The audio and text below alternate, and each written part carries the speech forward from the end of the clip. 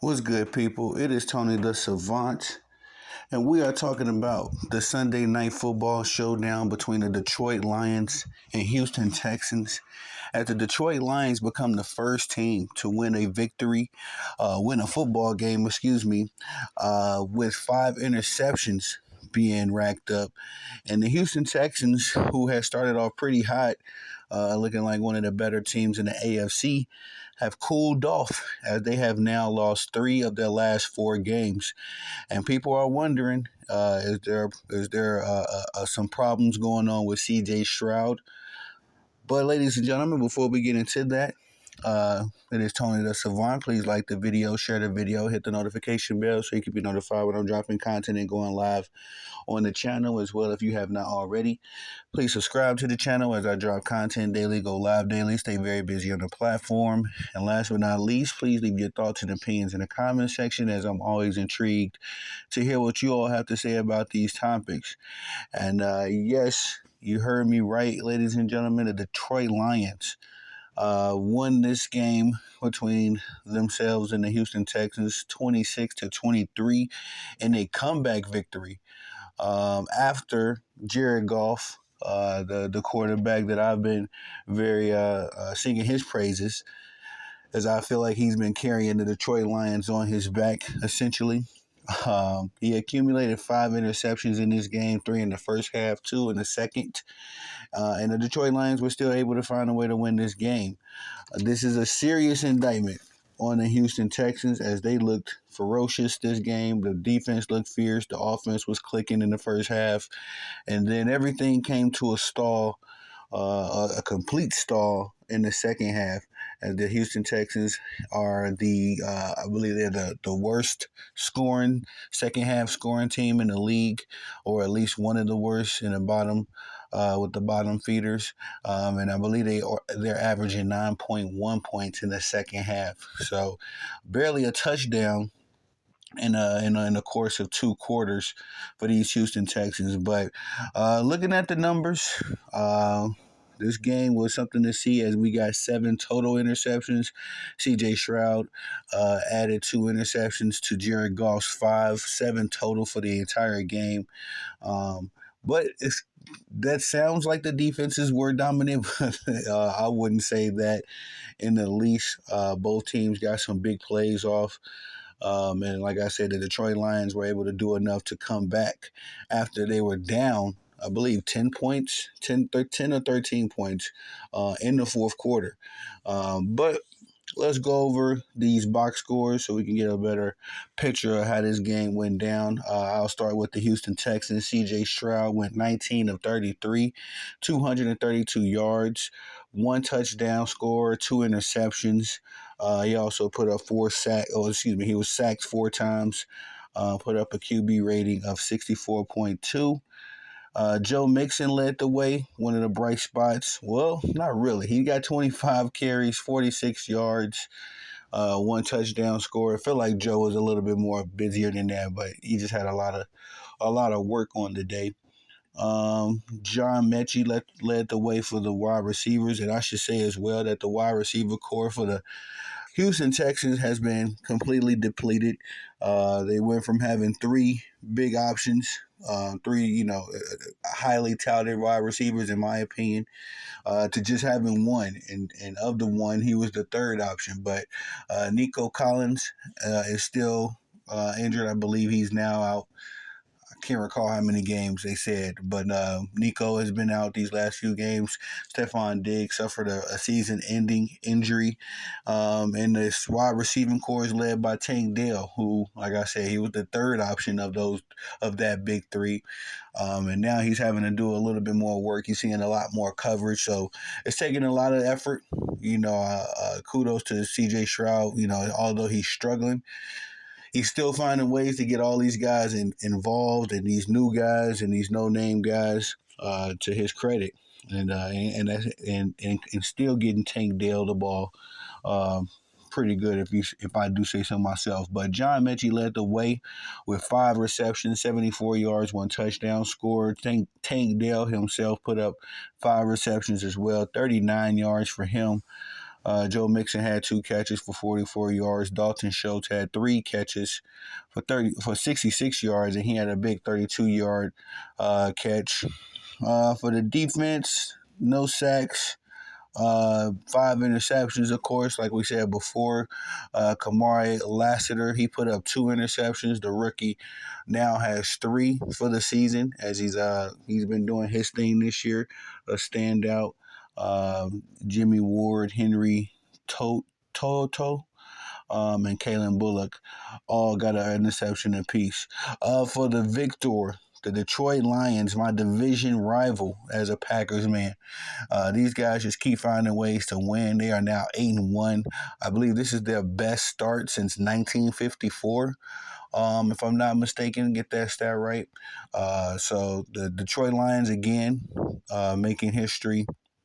And they've been, accumulating this success over the last few seasons.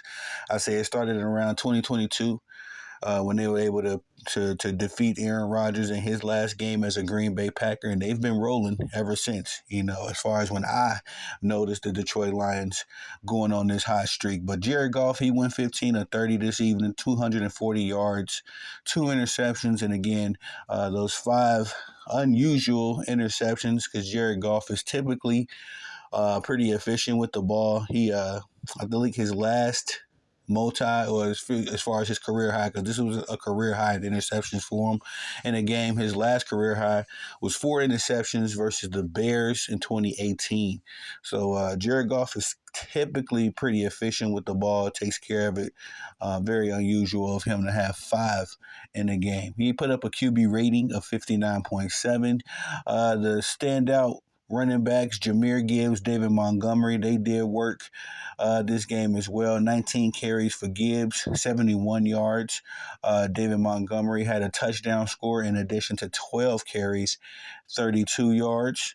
Always a threat, those two. Sam Laporta led the way for the wide receiving core. Well, he led in yardage anyway, but he had 3 receptions, 66 yards, 1 touchdown score. Amon-Ra St. Brown, he had a good game this game as well. 6 receptions, 60 yards for himself, and also a touchdown score. Jameson Williams had a good game as well. 3 receptions for 53 yards, and the 2 running backs got themselves a couple receptions. Well, David Montgomery had 1 for 24 yards. Jahmyr Gibbs had 2 for 37 yards. The defense for the Detroit Lions, they got 4 sacks. This game, James Houston got him a sack. Pat O'Connor got a sack. John Paschal got a sack, and Aleem McNeil ended up getting a sack. So productive day for the defense. In addition to their 2 interceptions, Carlton Davis, the vet, was able to get those 2 interceptions for the Detroit Lions. And that team, the defense just keeps on rolling as well. In the absence of Aiden Hutchinson, their star pass rusher. So I got to give credit where credit is due. The Detroit Lions are really impressing me. Every time I think it's time to count them out, they put up another impressive win. And they may be on their path to a Super Bowl, man. They may be representing the NFC, how they are playing.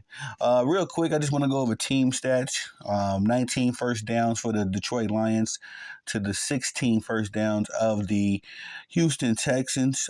Third down efficiency, 7 of 12. For the Detroit Lions, 6 of 15 for the Houston Texans. Total yards for this game, 345 for the Lions to 248 for the Houston Texans. Passing yards, 240 for the Lions, 192 for the Texans. Rushing yards, 105 for the Detroit Lions, 56 for the Houston Texans. I got to see the Detroit Lions rushing yards on the season, where they rank as far as a rushing offense, because, man, I think David Montgomery and Jahmyr Gibbs are probably the best running back duo.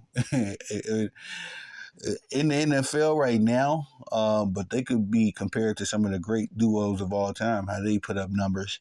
Penalties, which is something you always got to look for. Four for each team. They both even down in that regard. 61 penalty yards for the Lions, though, which was double to the 30 of the Houston Texans. So this was a good game, man. And again, Detroit leads the NFC North with 8-1, with a record of 8-1 now. With Minnesota right behind them, 7-2. My Green Bay Packers 6-3. Chicago Bears 4-5. And the Houston Texans, surprisingly, they are leading the weak division of the AFC South. 6-4 for them. 4-6 for the Colts, Indianapolis Colts.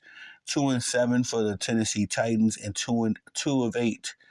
2-8, excuse me, for the Jacksonville Jaguars. So Houston, despite their slump that they're going through, are still leading their division. Still got themselves a playoff spot if the playoffs started today.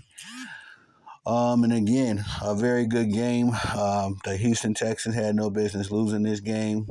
Just a number of big plays by by the Detroit Lions. Wanted to look over here real quick.